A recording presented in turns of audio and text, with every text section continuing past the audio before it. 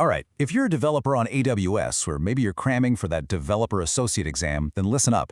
You are in exactly the right place. We are about to break down one of the biggest, most important decisions you have to make. How are you actually going to run your containers on AWS? So let's just jump right in. So you've probably seen this question a million times, right? Docker versus Kubernetes. People talk about it like it's this epic, heavyweight title fight for the container world. But here's a little secret, especially for those of us working deep inside the AWS cloud. That's not actually the real fight. It's not the main event. Yeah, you heard me right. Thinking of it as Docker versus Kubernetes, it's just the wrong way to look at it. They're not opponents. Docker is what you use to build the container, right? And Kubernetes, that's what you use to manage tons of them at scale. They're a team.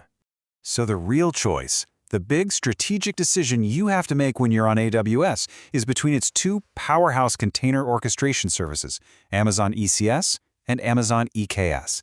And trust me, this is the decision that's going to shape everything: your architecture, how much work your operations team has, and even your team's day-to-day workflow.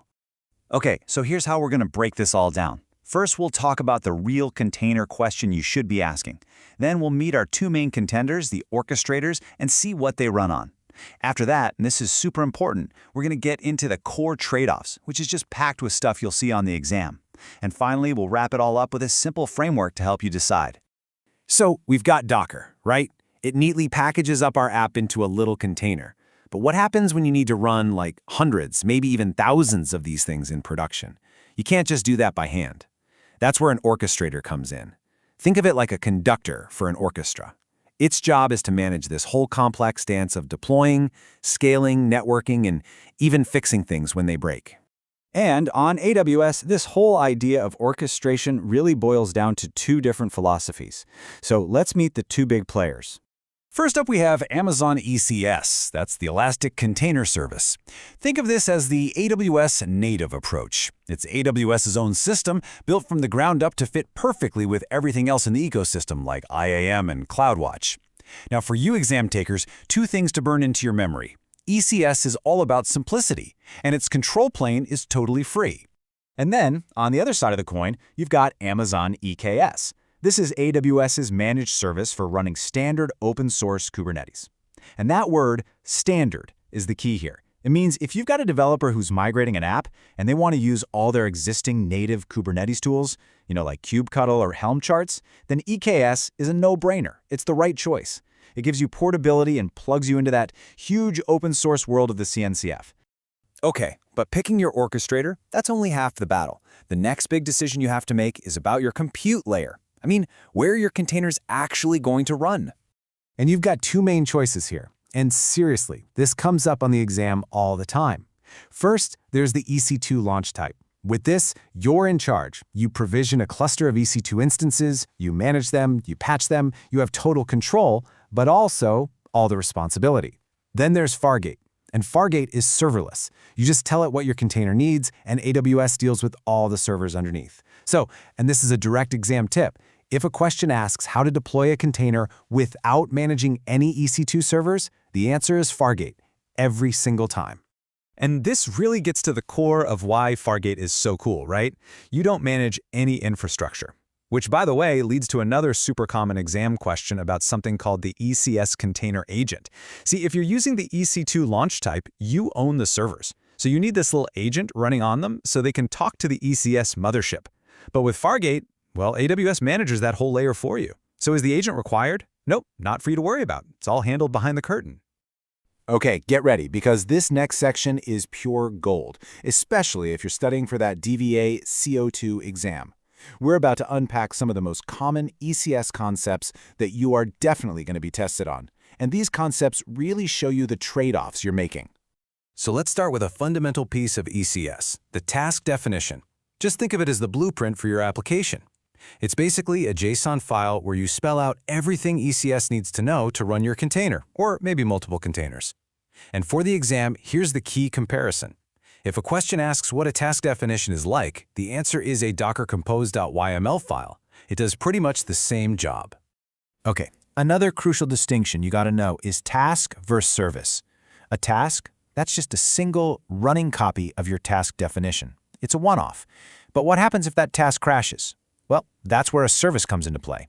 A service is like the manager. It's a long-running thing that makes sure you always have the number of tasks you want. It handles replacing crash tasks, auto-scaling, and hooking up to a load balancer. So, task is the do this once job, and service is the make sure this is always running manager. Now let's talk security. How does your app get permission to talk to other AWS services, like a database? This is a massive exam topic. With ECS, the answer is beautifully simple. You use something called IAM Roles for tasks. You just attach an IAM role right to your task definition, and boom, your container automatically gets secure temporary credentials. The whole point is you never have to put secret keys inside your container. So for the exam, when they ask, how does an ECS task access DynamoDB? The answer is IAM Roles for tasks. Now, EKS does it too, but it's way more complicated. It uses something called IRSA to bridge Kubernetes accounts in IAM. The big takeaway here is just how simple and elegant the native ECS way is. And building right on top of that, what about really sensitive stuff, like a database password? The #1 rule and the right answer on the exam is you never, ever hard-code secrets. Don't do it. It's a huge security nightmare. Instead, the right way is to store that password safely in AWS Secrets Manager.